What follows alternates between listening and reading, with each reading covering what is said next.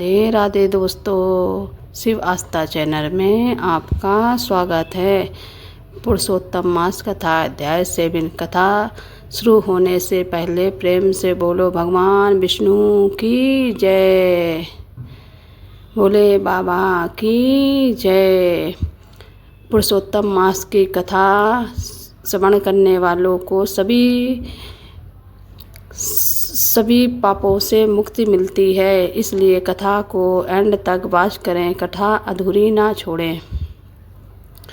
पुरुषोत्तम मास कथा अध्याय 7। बहुत समय पहले एक नगर में एक धनी सेठ रहता था।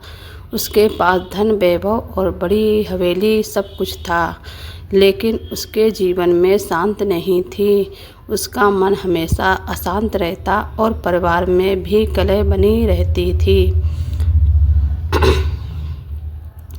सेठ अत्यंत घमंडी था और गरीबों का अपमान करता था। वह सोचता था कि धन से ही सब कुछ प्राप्त किया जा सकता है। उसी नगर में एक वृद्ध संत रहते थे, जो प्रतिदिन भगवान विष्णु की भक्ति करते और लोगों को धर्म का मार्ग बताते थे।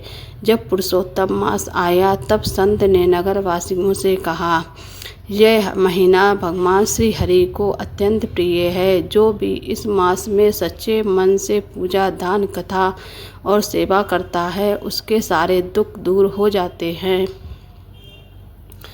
नगर के लोग श्रद्धा से व्रत और पूजा करने लगे, लेकिन सेठ इन बातों का मजाक उड़ाता था। वह कहता, अगर पूजा पाठ से धन मिलता तो संत सबसे बड़े राजा होते।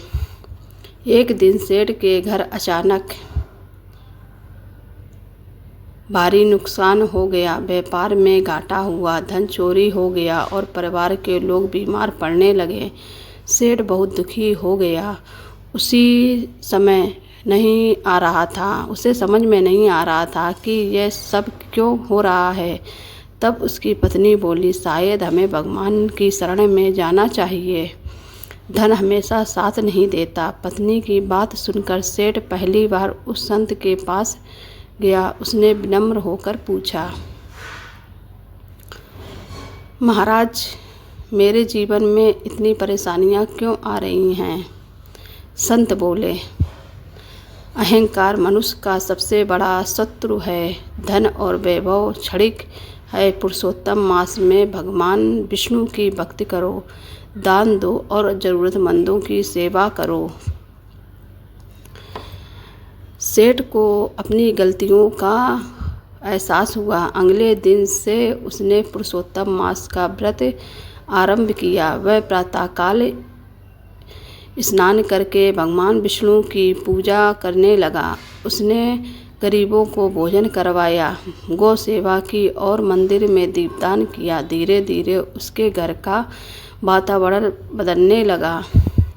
परिवार में प्रेम बढ़ा, रोग दूर होने लगे और व्यापार भी फिर से अच्छा चलने लगा। सेठ अब पहले जैसा घमंडी नहीं रहा। वह हर किसी से प्रेम और विनम्रता से बात करता। पुरुषोत्तम मास समाप्त होने पर उसने एक विशाल भंडारे का आयोजन किया और संत के चरणों में गिरकर बोला, मुझे समझ आ गया कि सच्चा सुख धन में नहीं बल्कि भगवान की भक्ति और सेवा में है। सेठ को समझ में आ गया कि भगवान की पूजा करने में सबसे ज़्यादा सुख है। उसे अपनी गलती का एहसास हो गया। संत मुस्कुराए और बोले, जिस मनुष्य का अहंकार समाप्त हो जाता है, उस पर भगवान की कृपा स्वतः बरसने लगती है। कहा जाता है कि उस दिन के साथ बाद सेठ का जीवन पूरी तरह बदल गया। वह धर्म और सेवा के मार्ग पर चलने लगा और अंत में भगवान विष्णु के धाम को प्राप्त हुआ। इस कथा से हमें यह शिक्षा मिलती है कि अहंकार मनुष्य के पतन का कारण बनता है। पुरुषोत्तम मास में भगवान विष्णु की भक्ति विशेष फल देती है।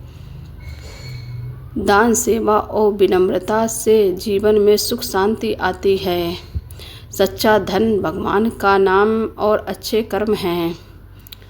भगवान केवल सच्चे मन और श्रद्धा को स्वीकार नहीं करते हैं। उन्हें बस सच्चा मनुष्य चाहिए।